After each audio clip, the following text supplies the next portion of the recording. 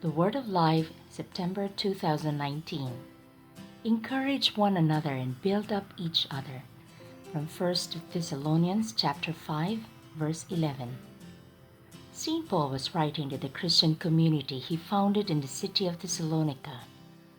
He wasn't able to go there anymore, having had to escape from the city due to serious difficulties and persecution. However, through his letters, he continued to accompany them with love, and indeed he praised them for their constancy and perseverance in faith. They had become exemplary witnesses. Paul knew that the community was asking very deep and existential questions. What happens to us after we die? If the Lord is coming back soon, how can we prepare ourselves adequately for His final coming? Paul did not answer them with norms they should follow, but made a profession of faith instead.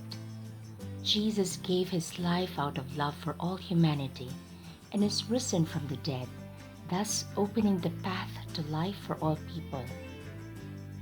To prepare for His return, Paul advised them to live the gospel in everyday life, continuing to work honestly and build a sense of family in the community.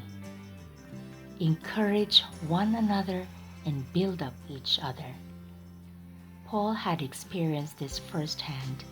The gospel makes the seed of goodness that God has placed in the human heart sprout and grow. It is a seed of hope which grows in our personal daily contact with God's love and bears fruit in mutual love. It encourages us to resist the bad seeds of individualism and indifference that cause isolation and conflict, and instead to bear one another's burdens and encourage each other. This is a simple word of life that we can all understand and put into practice, but it can revolutionize our personal and social relationships. It is valuable advice that helps us rediscover the fundamental truth of being brothers and sisters which underlies many cultures. This is expressed by the principle of the Bantu philosophy of Ubuntu. I am what I am because of who we all are. This thought was what guided the great Methodist leader Nelson Mandela in his political work in South Africa. He said, Ubuntu doesn't mean that people should not think of themselves, but rather they should ask, do I want to help the community around me? His consistent and courageous work brought about historic change in his country and a great step forward in civilization. Encourage one another and build up each other. How can we live this word of life?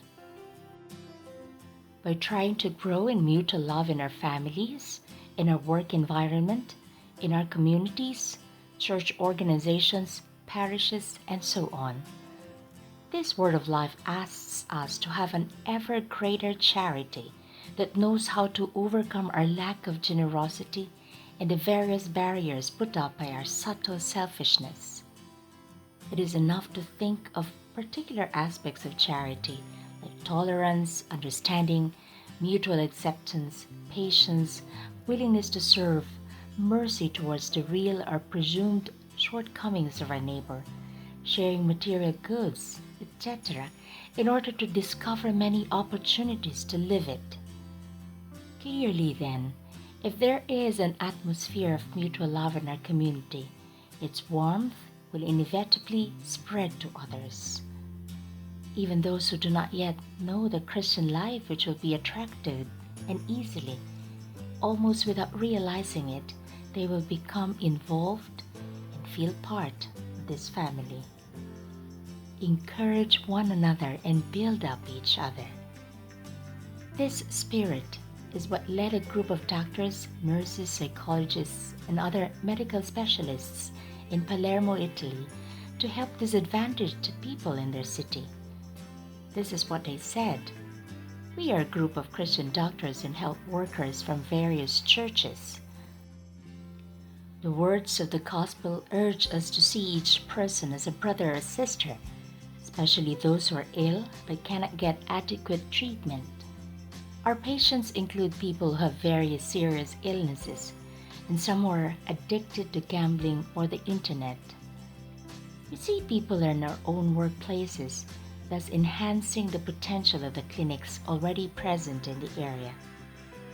To keep in touch with one another and share their various needs, we have created a WhatsApp chat, a Facebook page, and a network of email addresses. Although it only started recently, our group is already very active. We work especially with the immigrant population, in particular the Ghanaian Adventist community in Palermo, who are a large and a joyful group. With them, we experience the joy of helping one another as brothers and sisters who are children of one Father. Encourage one another and build up each other.